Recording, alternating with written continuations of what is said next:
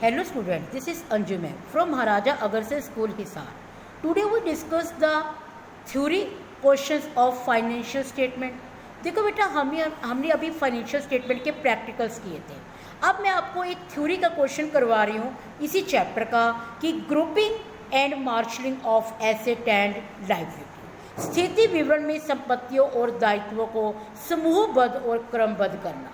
सबसे पहले बात आती है कि बैलेंस शीट में हम अगर एसेट्स की ग्रुपिंग करते हैं तो इसका मतलब क्या होता है. ग्रुपिंग का मतलब होता है कि सेम आइटम्स को एक हेडिंग के अंदर रखना. जैसे कि देखो बेटा आपकी करंट एसेट्स है.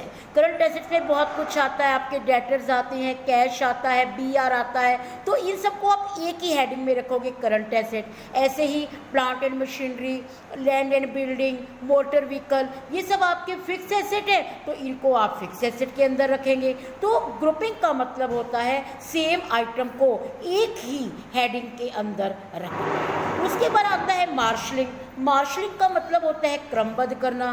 क्रमबद्ध करने का मतलब होता है कि किस आइटम को तो हम पहले लिखें और किस आइटम को हम बाद में लिखें. ये सब इसमें आता है.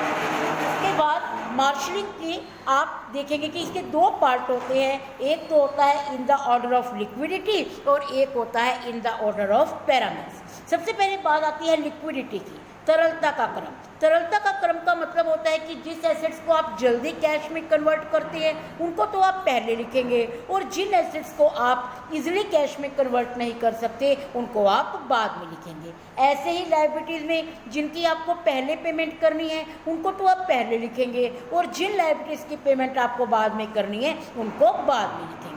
तो इसका मतलब लिक्विडिटी का मतलब क्या होता है कि जिसे आप कैश में जल्दी कन्वर्ट करते हैं और जिन लायबिलिटीज़ की आप पहले पेमेंट करते हैं उनको आपने पहले लिखना है. ये देखिए जैसे आपके पास यहाँ बैलेंस शीट गिवन है, यहाँ सबसे पहले करंट एसेट की हेडिंग बना दी क्योंकि करंट एसेट को हम जल्दी कैश में कन्वर्ट करते हैं. फिर आपने लॉन्ग टर्म इन्वेस्टमेंट लिख दी और फिर आपने नॉन करंट एसेट लिख दी जिनको हम काफ़ी लंबे समय बाद कन्वर्ट करते हैं. इसी तरीके से करंट लायबिलिटीज़ को आप पहले कन्वर्ट करते हैं, पहले इनको लिखा और उसके बाद हमने क्या लिखा, लोन्स को लिखा और उसके बाद हमने क्या लिखा, अपने कैपिटल को लिखा.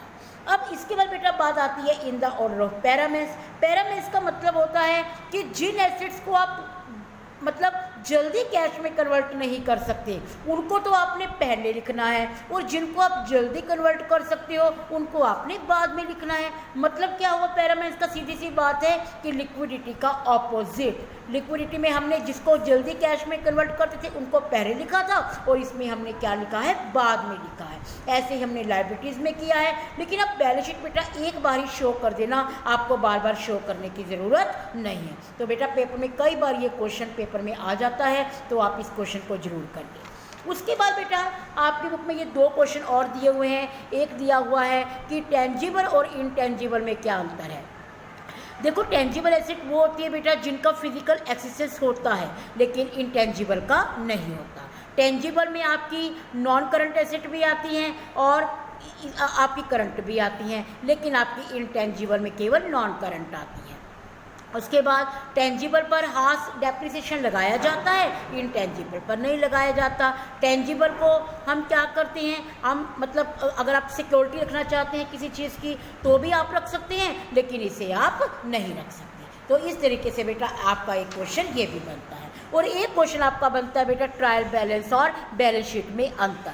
कि ट्रायल बैलेंस तो हम क्या करते हैं, एक्यूरेसी की जांच पड़ताल करते हैं और बैलेंस शीट में हम फाइनेंशियल पोजीशन का पता लगाते हैं. ट्रायल बैलेंस से लाभ हानि का पता नहीं लगता, इससे हमें बैलेंस शीट से लाभ हानि का पता चल जाता है. इसको बनाना जरूरी नहीं है, इसको बनाना जरूरी है. ट्रायल बैलेंस की दो साइड होती हैं, डेबिट क्रेडिट, और इसकी दो साइड होती हैं, एसेट और लायबिलिटी. और ट्रायल बैलेंस में आपके तीनों खाते पर्सनल, रियल, नॉमिनल लिखा जाता है लेकिन इसमें आपका केवल पर्सनल अकाउंट को लिखा जाता है.